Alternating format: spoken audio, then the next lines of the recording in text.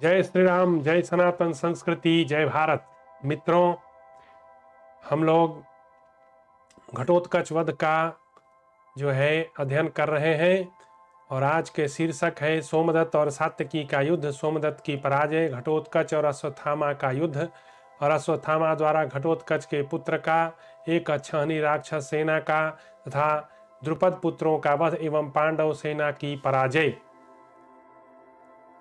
संजय कहते हैं, राजन, आमरण उपवास का व्रत लेकर बैठे हुए अपने पुत्र भूरिश्रवा के सात्यकी द्वारा मारे जाने पर उस समय सोमदत्त को बड़ा क्रोध हुआ।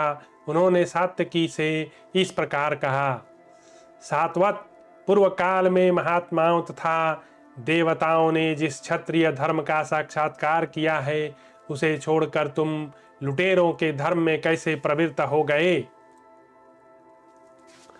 सात्यके, जो युद्ध से विमुख एवं दीन होकर हथियार डाल चुका हो, उस पर रणभूमि में क्षत्रिय धर्मपरायण विद्वान पुरुष कैसे प्रहार कर सकता है। सातवत वृष्णि वंश में दो ही महारथी युद्ध के लिए विख्यात हैं, एक तो महाबाहु प्रद्युम्न और दूसरे तुम। और आपको जानकारी के लिए बता दें कि ये सोमदत्त जो है बहलीक के पुत्र हैं और सोमदत्त के पुत्र भूरिश्रवा थे जिसका अर्जुन ने वध कर दिया। तो बहलीक जो है वह बहलीक शांतनु ये दोनों भाई थे। तो इस तरह से जो सोमदत्त हुए, बहलीक जो हुए वे भीष्म पितामह के चाचा जी थे। तो सोमदत्त और पितामह दोनों जो है रिश्ते से भाई लगेंगे, चचेरे भाई। तो अर्जुन ने जिसकी बाह काट डाली थी तथा जो आमरण अनशन का निश्चय लेकर बैठा था, उस मेरे पुत्र पर तुमने वैसा पतन कारक क्रूर प्रहार क्यों किया।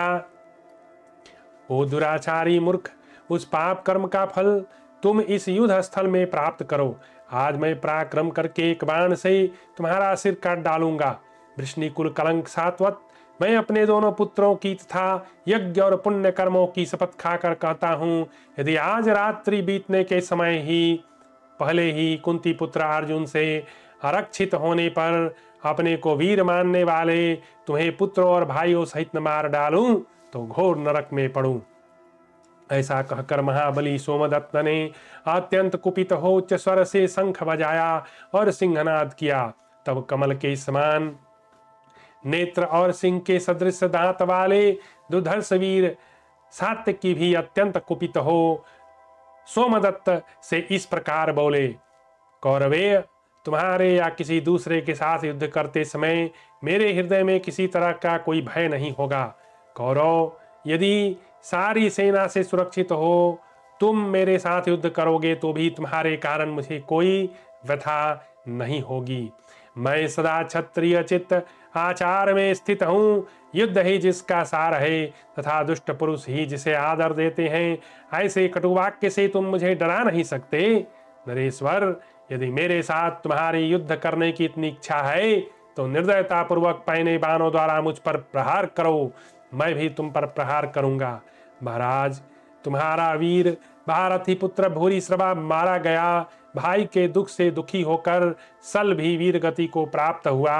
अब पुत्रों और बांधवों सहित तुम्हें भी मार डालूंगा। तुम कुरुकुल के महारथी वीर हो, इस समय रणभूमि में सावधान होकर खड़े रहो।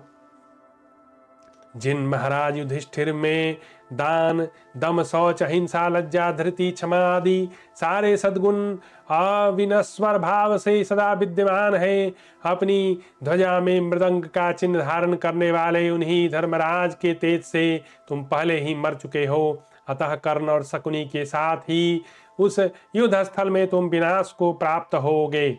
मैं श्री कृष्ण के चरणों तथा अपने दृष्टापुत कर्मों की शपथ खाकर कहता हूँ, यदि मैं युद्ध में क्रुद्ध होकर तुम जैसे पापी को पुत्रों सहित न मार डालूं तो मुझे उत्तम गति प्राप्त न हो। यदि तुम उपयुक्त बातें कहकर भी युद्ध छोड़कर भाग जाओगे तब भी मेरे हाथ से छुटकारा पा सकोगे। परस्पर ऐसा कहकर क्रोध में आंखें लाल किए उन दोनों नरश्रेष्ठ वीरों ने एक दूसरे पर बाणों की वर्षा आरंभ कर दी। तदनंतर दुर्योधन 1000 रथों और 10,000 हाथियों द्वारा सोमदत्त के चारों ओर घेर कर उनकी रक्षा करने लगा। समस्त शस्त्रधारियों में श्रेष्ठ और वज्र के समान सुदृढ़ शरीर वाला आपका नवयुवक साला महाबाहु शकुनी भी अत्यंत कुपित हो इंद्र के समान पराक्रमी भाइयों तथा पौत्रों से घिर कर वहां पहुंचा। बुद्धिमान शकुनी के 1 लाख से अधिक घुड़सवार महाधनुर्धर सोमदत्त की सब ओर से रक्षा करने लगे। बलवान सहायकों से सुरक्षित हो सोमदत्त ने अपने बाणों से सात्यकी को आच्छादित कर दिया। झुकी हुई गांठ वाले बाणों से सात्यकी को आच्छादित होते देख क्रोध में भरे हुए धृष्टद्युम्न विशाल सेना साथ लेकर आ पहुंचे। राजन उस समय परस्पर प्रहार करने वाली सेनाओं का कोलाहल प्रचंड वायु से विक्षुब्ध हुए समुद्र की गर्जना के समान प्रतीत होता था। सोमदत्त ने सात्यकी को 9 बाणों से बिंध डाला। फिर सात्यकी ने कुरुश्रेष्ठ सोमदत्त को 9 बाणों से घायल कर दिया। सुदीर्घ धनुष धारण करने वाले बलवान सात्यकी के द्वारा समरभूमि में अत्यंत घायल किए जाने पर सोमदत्त रथ की बैठक में जा बैठे और सुदबुद्ध खोकर मूर्छित हो गए। तब महारथी वीर सोमदत्त को मूर्छित हुआ देख सारथी बड़ी उतावली के साथ उन्हें रणभूमि से दूर हटा ले गया। सोमदत्त को युधान के बाणों से पीड़ित एवं अचेत हुआ देख द्रोणाचार्य यदुवीर सात्यकी का वध करने की इच्छा से उनकी ओर दौड़े। द्रोणाचार्य को आते देख युधिष्ठिर आदि पांडुवीर यदुकुल तिलक महामना सात्यकी की रक्षा के लिए उन्हें सब ओर से घेर कर खड़े हो गए। जैसे पूर्व काल में त्रिलोकी पर विजय पाने की इच्छा से राजा बलि का देवताओं के साथ युद्ध हुआ था, उसी प्रकार द्रोणाचार्य का पांडवों के साथ घोर संग्राम आरंभ हुआ। तत्पश्चात महातेजस्वी द्रोणाचार्य ने अपने बाण समूह से पांडव सेना को आच्छादित कर दिया और युधिष्ठिर को बींध डाला। फिर महाबाहो द्रोण ने सात्यकी को 10, धृष्टद्युम्न को 20, भीमसेन को 9, नकुल को 5, सहदेव को 8, शिखंडी को 100, द्रौपदी के पुत्रों को 5-5, मत्स्यराज विराट को 8, द्रुपद को 10, युधामन्यु को 3, उत्तमौजा को 6 तथा सैनिकों को अन्यान बाणों से घायल करके युद्ध स्थल में राजा युधिष्ठिर पर आक्रमण किया। राजन द्रोणाचार्य की मार खाकर पांडुपुत्र युधिष्ठिर ने सैनिक आर्तनाद करते हुए भय के मारे दिशाओं में भाग गए। द्रोणाचार्य के द्वारा पांडव सेना का संहार होता देख कुंती कुमार अर्जुन के हृदय में क्रोध हो गया। वे तुरंत ही आचार्य का सामना करने के लिए चल दिए। अर्जुन को युद्ध में द्रोणाचार्य पर धावा करते देख युधिष्ठिर की सेना पुनः वापस लौट आई। राजन तदंतर भरद्वाज नंदन द्रोण का पांडवों के साथ पुनः युद्ध आरंभ हुआ। आपके पुत्रों ने द्रोणाचार्य को सब ओर से घेर रखा था। जैसे आग रुई को ढेर को जला देती है, उसी प्रकार वे पांडव सेना को तहस नहस करने लगे। नरेश्वर प्रज्वलित अग्नि के समान कांतिमान था। निरंतर बाण रूपी किरणों से युक्त सूर्य के समान अत्यंत प्रकाशित होने वाले द्रोणाचार्य को धनुष को मंडलाकार करके तपते हुए प्रभाकर के समान शत्रुओं को दग्ध करते देख पांडव सेना में कोई वीर उन्हें रोक न सका।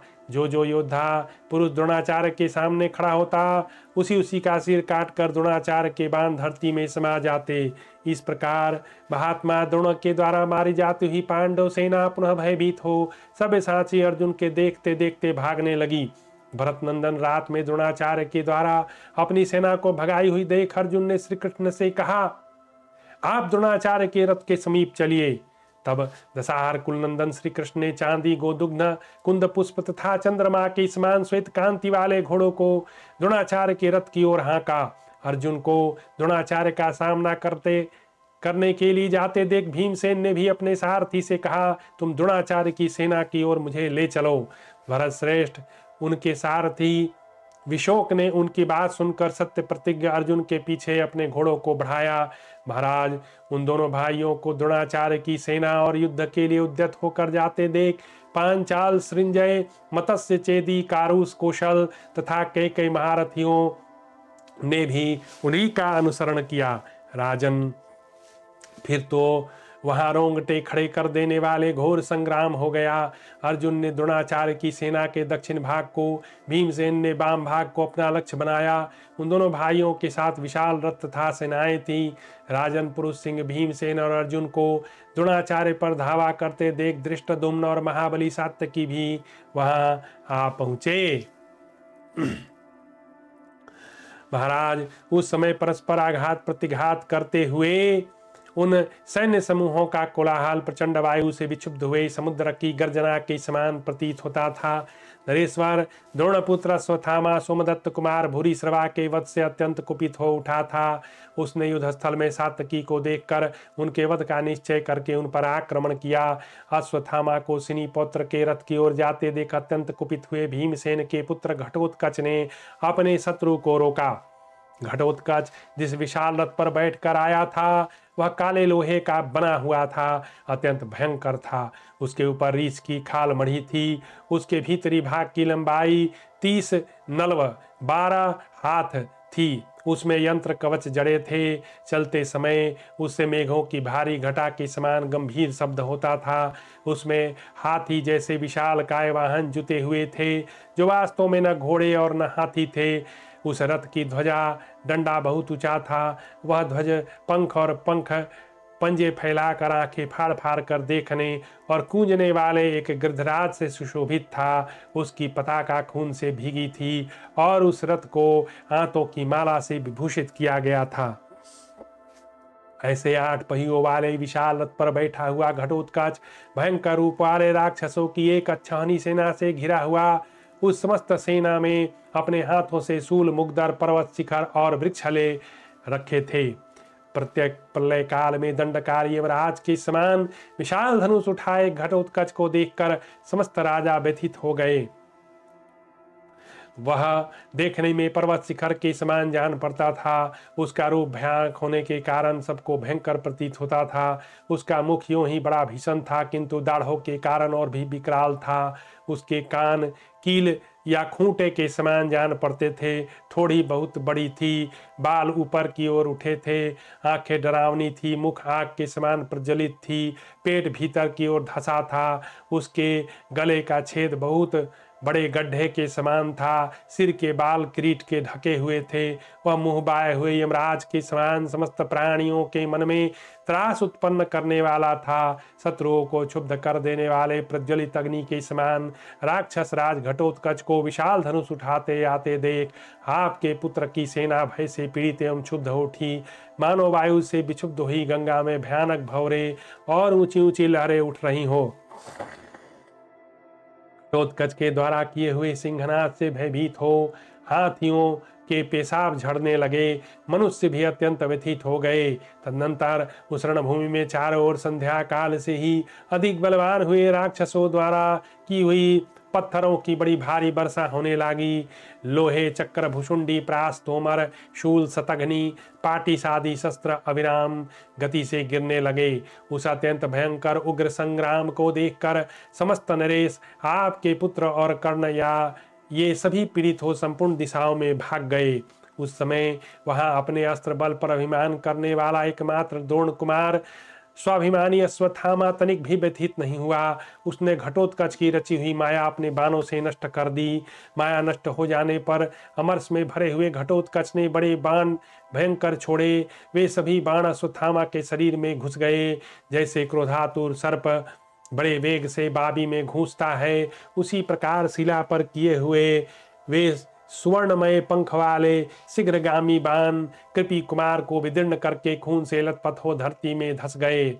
इससे अश्वत्थामा को क्रोध बढ़ गया। फिर तो शीघ्रता पूर्वक हाथ चलाने वाले उस प्रतापी वीर ने क्रोधी घटोत्कच को 10 बाणों से घायल कर दिया। द्रोणपुत्र के द्वारा मर्म स्थानों में गहरी चोट लगने के कारण घटोत्कच व्यथित हो उठा। उसने एक हाथ में चक्र ले लिया जिसमें 1 लाख अरे थे। उसके प्राणांत भाग में छुरे लगे थे। मणियों तथा हीरों से विभूषित वह चक्र प्रातः काल के सूर्य के समान जान पड़ता था। भीमसेन कुमार ने अश्वत्थामा का वध करने की इच्छा से वह चक्र उसके ऊपर चला दिया, परंतु अश्वत्थामा ने अपने बाणों द्वारा बड़े वेग से आते उस चक्र को दूर फेंक दिया। वह भाग्यहीन के संकल्प की भांति व्यर्थ होकर पृथ्वी पर गिर पड़ा। तदनंतर अपने चक्र को धरती पर गिराया हुआ देख घटोत्कच ने अपने बाणों की वर्षा से अश्वत्थामा को उसी प्रकार ढक दिया जैसे राहु सूर्य को आच्छादित कर देता है। घटोत्कच के तेजस्वी पुत्र अंजन पर्वा ने, जो कटे हुए कोयले के ढेर के समान काला था, अपनी ओर आते हुए अश्वत्थामा को उसी प्रकार रोक दिया जैसे गिरिराज हिमालय आंधी को रोक देता है। भीमसेन के पौत्र अंजन पर्वा के बाणों से आच्छादित हुआ अश्वत्थामा मेघ की जलधारा से आवृत हुए मेरु पर्वत के समान सुशोभित हो रहा था। रुद्र विष्णु इंद्र के समान पराक्रमी अश्वत्थामा ने के मन में तनिक भी घबराहट नहीं हुई। उसने एक बाण से अंजन पर्वा की ध्वजा काट डाली, फिर 2 बाण से 2 सारथी, 3 से त्रिवेणु को, 1 से धनुष को और 4 से 4 घोड़ों को काट डाला। तत्पश्चात रथहीन हुए राक्षस पुत्र के हाथ से उठे हुए स्वर्ण बिंदुओं से व्याप्त खड्ग को उसने एक तीखे बाण मारकर उसके 2 टुकड़े कर दिए। राजन, तब घटोत्कच पुत्र ने तुरंत ही सोने के अंगद से विभूषित गदा घुमाकर अश्वत्थामा पर दे मारा, परंतु अश्वत्थामा के बाणों से आहत होकर वह भी पृथ्वी पर गिर पड़ी। तब आकाश में उछलकर प्रलय काल के मेघ की भांति गर्जना करते हुए अंजन पर्वा ने आकाश से वृक्षों की वर्षा आरंभ कर दी। तदनंतर द्रोण पुत्र ने आकाश में स्थित मायावी घटोत्कच कुमार को अपने बाणों द्वारा उसी प्रकार घायल कर दिया जैसे सूर्य अपनी किरणों द्वारा मेघों की घटा को गला देते हैं। इसके बाद वह नीचे उतरकर अपने स्वर्णभूषित रथ पर अश्वत्थामा के सामने खड़ा हो गया। उस समय वह तेजस्वी राक्षस पृथ्वी पर खड़े हुए अत्यंत भयंकर कज्जलगिरी के समान जान पड़ता था। उस समय द्रोण कुमार ने लोहे के कवच धारण करके आए हुए भीमसेन पौत्र अंजन पर्वा को उसी प्रकार मार डाला जैसे भगवान महेश्वर ने अंधकासुर का वध किया था। अपने महाबली पुत्र को अश्वत्थामा गया मार देख चमकते हुए बाजूबंद से विभूषित घटोत्कच बड़े रोष के साथ द्रोण कुमार के समीप आकर बढ़े हुए दावानल के समान पांडव सेनारूपी वन को दग्ध करते हुए उस वीर कृपी कुमार से बिना किसी घबराहट के इस प्रकार बोला। घटोत्कच बोला, द्रोणपुत्र खड़े रहो, आज तुम मेरे हाथ से जीवित नहीं बच सकोगे। जैसे अग्निपुत्र कार्तिकेय ने क्रौंच पर्वत को विदीर्ण किया था, उसी प्रकार आज मैं तुम्हारा विनाश कर डालूंगा। अश्वत्थामा ने कहा, देवताओं के समान पराक्रमी पुत्र, तुम जाओ दूसरे के साथ युद्ध करो। हिडिंबानंदन पुत्र के लिए उचित नहीं कि वह अपने पिता को भी सताए। हिडिंब कुमार, अभी मेरे मन में तुम्हारे प्रति तनिक भी रोष नहीं, परंतु यदि रोष हो जाए तो तुम्हें ज्ञात होना चाहिए कि रोष के वशीभूत हुए प्राणी अपना ही विनाश कर डालता है, फिर दूसरे की बात क्या। अतः मेरे कुपित होने पर तुम सकुशल नहीं रह सकते। संजय कहते हैं, राजन, पुत्र शोक में डूबे हुए भीमसेन कुमार ने अश्वत्थामा की वह बात सुनकर क्रोध से आंखें लाल करके रोषपूर्वक उससे कहा, द्रोण कुमार, क्या मैं युद्ध स्थल में नीच लोगों के समान कायर हूँ जो तुम मुझे अपनी बातों से डरा रहा है? तेरी यह बात नीचतापूर्ण है। देख, मैं कौरवों के विशाल कुल में भीमसेन से उत्पन्न हुआ हूँ। सम्रांगण में कभी पीठ न दिखाने वाले पांडवों का पुत्र हूँ, राक्षसों का राजा हूँ, दशग्रीव रावण के समान बलवान हूँ। द्रोणपुत्र खड़ा रह, तू मेरे हाथ से छूटकर जीवित नहीं जा सकेगा। आज इस रण रंग में मैं तेरा युद्ध का हौसला मिटा दूंगा। ऐसा कहकर क्रोध में आंखें लाल किए महाबली राक्षस घटोत्कच ने द्रोणपुत्र पर रोषपूर्वक धावा किया, मानो सिंह ने गजराज पर आक्रमण किया हो। जैसे बादल पर्वत पर जल की धारा बरसाता है, उसी प्रकार घटोत्कच रथियों में श्रेष्ठ अश्वत्थामा पर रथ की धुरी के समान मोटे बाणों की वर्षा करने लगा। परंतु द्रोणपुत्र अश्वत्थामा अपने पास आने से पहले ही उस बाण वर्षा द्वारा नष्ट कर देता था। इससे आकाश में बाणों द्वारा दूसरा संग्राम सा मच गया। अस्त्रों के परस्पर टकराने से जो आग की चिंगारी छूटती थी, उससे रात्रि के प्रथम प्रहर में आकाश जुगनुओं से चित्रित सा प्रतीत होता था। युद्धाभिमानी अश्वत्थामा के द्वारा अपनी माया नष्ट हुई देख घटोत्कच ने अदृश्य होकर पुनः अपनी माया की सृष्टि की। वह वृक्ष से भरे हुए शिखरों द्वारा सुशोभित एक बहुत बड़ा ऊंचा पर्वत बन गया। वह महान पर्वत शूल, प्रास, खड्ग और मूसल रूपी जल के झरने बहा रहा था।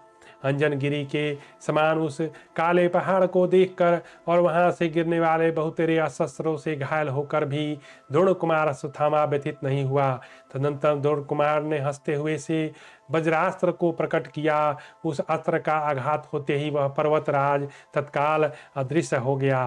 तत्पश्चात वह आकाश में इंद्रधनुष सहित अत्यंत भयंकर नील मेघ बनकर पत्थरों की वर्षा से रणभूमि में अश्वत्थामा को आच्छादित करने लगा।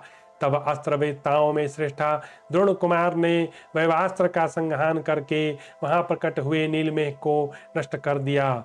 मनुष्यों में श्रेष्ठ अश्वत्थामा ने अपने बाण समूह से संपूर्ण दिशाओं को आच्छादित करके शत्रु पक्ष के 1,00,000 रथियों का संहार किया।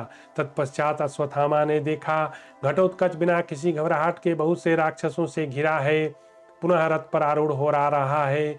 उसने अपने धनुष को खींचकर फैला रखा है। उसके साथ सिंह, व्याघ्र, मस्तक मत वाले हाथियों के समान पराक्रमी तथा विकराल मुख, मस्तक और कंठ वाले बहुत से अनुचर हैं जो हाथी, घोड़ों तथा रथ पर बैठे हैं।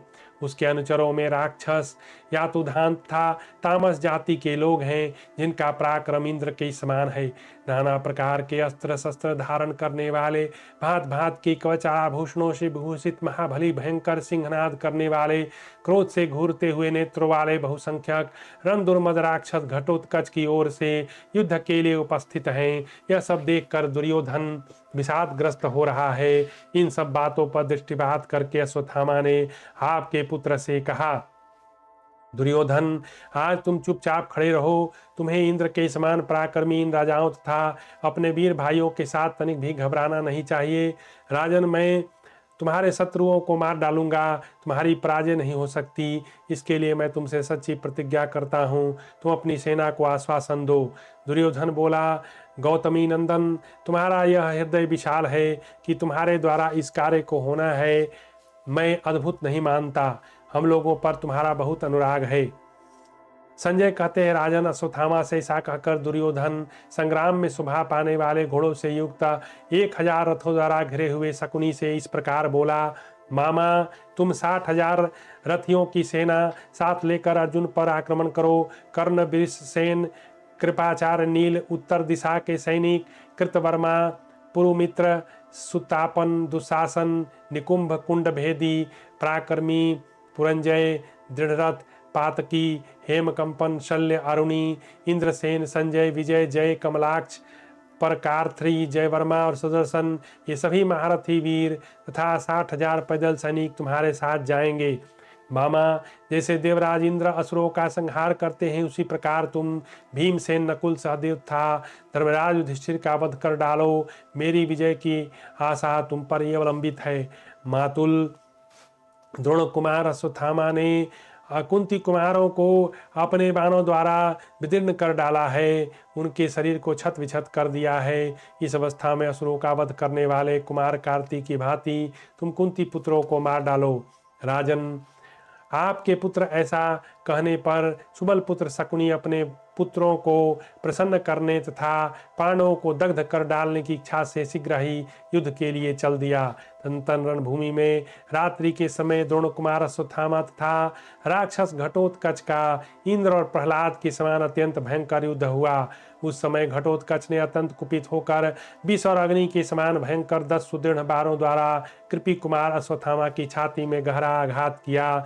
भीमपुत्र घटोत्कच के चलाए हुए उन बाणों द्वारा गहरी चोट खाकर रथ में बैठा हुआ अश्वत्थामा वायु के झकझोरे से हुए वृक्ष के समान कांपने लगा। इतने में ही घटोत्कच ने पुनः अंजलिक नामक बाण से अश्वत्थामा के हाथों में स्थित अत्यंत कांतिमान धनुष को शीघ्रतापूर्वक काट डाला। तब द्रोण कुमार भार सहन करने में समर्थ दूसरा विशाल धनुष हाथ में लेकर जैसे मेघ जल की धारा बरसाता है, उसी प्रकार तीखे बाणों की वर्षा करने लगा। भारत तदंतर गौतमी पुत्र ने स्वर्णमय पंख वाले शत्रुनाशक आकाशचारी बाणों को उस राक्षस पर चलाया। उन बाणों से चौड़ी छाती वाले राक्षसों का वह समूह अत्यंत पीड़ित हो सिंहों द्वारा व्याकुल किए हुए मत वाले हाथियों के झुंड के समान प्रतीत होने लगा। जैसे भगवान अग्निदेव प्रलय काल में संपूर्ण प्राणियों को दग्ध कर देते हैं, उसी प्रकार अश्वत्थामा ने अपने बाणों द्वारा घोड़े, सारथी, रथ, हाथियों सहित बहुत से राक्षसों को जलाकर भस्म कर दिया। नरेश्वर जैसे भगवान महेश्वर आकाश में त्रिपुर को दग्ध करके सुशोभित हुए थे, उसी प्रकार राक्षसों की अक्षौनी सेना को बाणों द्वारा दग्ध करके अश्वत्थामा शोभा पाने लगा। राजन, विजयी वीरों में श्रेष्ठ द्रोणपुत्र अश्वत्थामा प्रलय काल में समस्त प्राणियों को भस्म कर देने वाले संवर्तक अग्नि के समान आपके शत्रुओं को दग्ध करके दे दीप्तमान हो उठा। तब घटोत्कच ने कुपित होकर भयानक कर्म करने वाले राक्षसों की उस विशाल सेना को आदेश दिया, अरे अश्वत्थामा को मार डालो। घटोत्कच की आज्ञा पाकर दाढ़ों से प्रकाशित विशाल मुख वाले घोर रुद्र रूपधारी, फैले से मुंह वाले, डरावनी जीभ वाले भयानक राक्षस क्रोध से आंखें लाल किए महान सिंहनाद से पृथ्वी को प्रतिध्वनित करते हुए हाथों में भांति भांति के अस्त्र शस्त्र ले अश्वत्थामा को मार डालने के लिए टूट पड़े। सम्रांगण में किसी से भी न डरने वाले तथा क्रोध से लाल नेत्र वाले भयंकर पराक्रमी सैकड़ों हजारों राक्षस अश्वत्थामा के मस्तक पर शक्ति, शतघ्नि, परिघ, असनी, शूल, पाटिस, खदग, भिंदीपाल, मुसल, प्रास, कटार, तोमर, कणप, तीखे कंपन, मोटे मोटे पत्थर, भिशुंडी, गदा, काले लोहे के खंभे तथा शत्रुओं को विदीर्ण करने में समर्थ मुग्धरों की वर्षा करने लगे। द्रोणपुत्र के मस्तक पर अस्त्रों की वह भारी वर्षा देख आपके समस्त सैनिक व्यथित हो उठे, परंतु पराक्रमी द्रोण कुमार ने विशाल शिला पर तेज किए हुए अपने वज्रोपम बाणों द्वारा वहां प्रकट हुई उस भयंकर अस्त्र वर्षा का विध्वंस कर डाला। तत्पश्चात महामनुष्य अश्वत्थामा ने दिव्यास्त्रों से आमंत्रित स्वर्णमय पंख वाले अन्य बाणों द्वारा तत्काल ही राक्षसों को घायल कर दिया। उन बाणों से चौड़ी छाती वाले राक्षसों का समूह अत्यंत पीड़ित हो सिंहों द्वारा व्याकुल किए गए मतवाले हाथियों के झुंड के समान प्रतीत होने लगा। द्रोणपुत्र की मार खाकर अत्यंत क्रोध में भरे हुए महाबली राक्षस उसे मार डालने की इच्छा से रोष पूर्वक दौड़े। भारत, वहां अश्वत्थामा ने यह ऐसा अद्भुत पराक्रम दिखाया जिसे समस्त प्राणियों में और किसी के लिए कर दिखाना असंभव था, क्योंकि महान अस्त्रवेता अश्वत्थामा ने अकेले ही उस राक्षसी सेना को राक्षस राज घटोत्कच के देखते देखते अपने प्रज्वलित बाणों द्वारा भस्म कर दिया। जिसे प्रलय काल में संवर्तक अग्नि समस्त प्राणियों को दग्ध कर देती है, उसी प्रकार राक्षसों की उस सेना का संहार करके युद्ध स्थल में अश्वत्थामा की शोभा हुई। भरतनंदन, युद्ध स्थल में पांडव पक्ष के सहस्रों राजाओं से वीर महाबली राक्षस घटोत्कच को छोड़कर दूसरा कोई भी विषधर सर्पों के समान भयंकर बाण द्वारा पांडवों की सेनाओं को दग्ध करते हुए अश्वत्थामा की ओर न देख सका। भरत श्रेष्ठ पुनः क्रोध से घटोत्कच की आंखें घूमने लगी। उसने हाथ में हाथ मलकर ओंठ चबा लिया और कुपित होकर सारथी से कहा, सूत, तुम मुझे द्रोणपुत्र के पास ले चल। शत्रुओं का संहार करने वाले घटोत्कच सुंदर पताकाओं से सुशोभित प्रकाशमान भयंकर रथ के द्वारा पुनः द्रोणपुत्र के साथ द्वैरथ युद्ध करने लगा। उस भयंकर पराक्रमी राक्षस ने सिंह के समान बड़ी भारी गर्जना करके संग्राम में द्रोणपुत्र पर देवताओं द्वारा निर्मित था 8 घंटियों से सुशोभित एक महाभयंकर असनी वज्र घुमाकर चलाई। यह देख अश्वत्थामा ने रथ पर अपना धनुष रख उछलकर उस असनी को पकड़ लिया और उसे घटोत्कच के ही रथ पर दे मारा। घटोत्कच रथ से कूद पड़ा। वह अत्यंत प्रकाशमान था। परम दारुण असनी घोड़े, सारथी और ध्वज सहित घटोत्कच के रथ को भस्म करके पृथ्वी को छेद कर उसमें समा गया। अश्वत्थामा ने भगवान शंकर द्वारा निर्मित उस भयंकर असनी को उछल कर पकड़ लिया। उससे उस कर्म को देखकर समस्त प्राणियों ने भूरी भूरी प्रशंसा की। नरेश्वर, उस समय भीमसेन कुमार ने धृष्टद्युम्न के रथ पर आरूढ़ हो इंद्रायुध के समान विशाल एवं घोर धनुष हाथ में लेकर अश्वत्थामा के विशाल वक्षस्थल पर बहुत से तीखे बाण मारे। धृष्टद्युम्न ने भी बिना किसी घबराहट के विषधर सर्पों के समान सुवर्णमय पंख वाले बहुत से बाण द्रोणपुत्र के वक्षस्थल पर मारे। अश्वत्थामा ने भी उन पर सहस्रों नराज चलाए। धृष्टद्युम्न और घटोत्कच ने भी अग्निशिखा के समान तेजस्वी बाणों द्वारा अश्वत्थामा के नराज को काट डाला। भरतश्रेष्ठ, उन दोनों पुरुष सिंहों द्वारा अश्वत्थामा का वह अत्यंत उग्र और महान युद्ध समस्त योद्धाओं का हर्ष बढ़ा रहा था। तदनंतर 1000 रथ, 300 हाथी और 6000 घुड़सवारों के समान भीमसेन उस युद्ध स्थल में आए।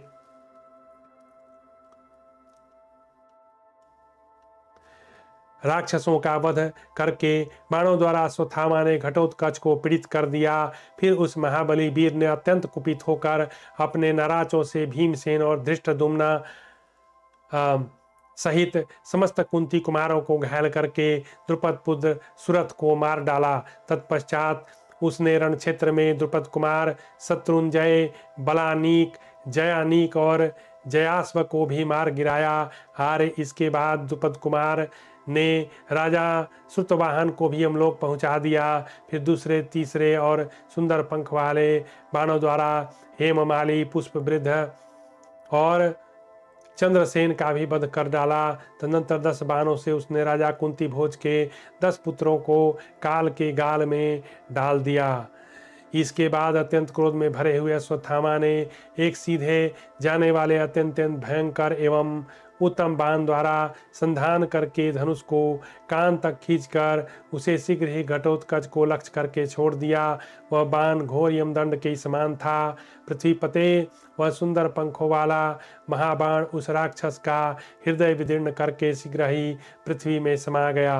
राजेंद्र, घटोत्कच को मार कर गिरा हुआ जान महारथी धृष्टद्युम्न ने अपने उत्तम रथ को अश्वत्थामा के पास से हटा लिया।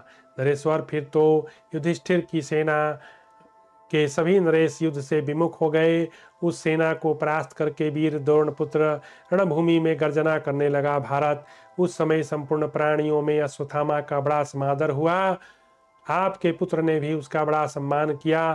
तदनंतर सैकड़ों बाणों से शरीर छिन्न भिन्न होने के कारण मरकर गिरे और मृत्यु को प्राप्त हुए निशाचरों की लाशों से पटी हुई चारों ओर की भूमि पर्वत शिखरों से आच्छादित हुई ही भयंकर और दुर्गम प्रतीत होने लगी। उस समय वहां सिद्धों, गंधर्वों, पिशाचों, नागों, सुपर्णों, पितरों, पक्षियों, राक्षसों, भूतों, अप्सराओं तथा देवताओं ने भी द्रोणपुत्र अश्वत्थामा की प्रशंसा की। इस प्रकार श्री महाभारत द्रोण पर्व के अंतर्गत घटोत्कच वध पर्व में रात्रि युद्ध विषयक 156वां अध्याय पूरा हुआ। और आज की कथा यहीं समाप्त होती है। नमस्कार।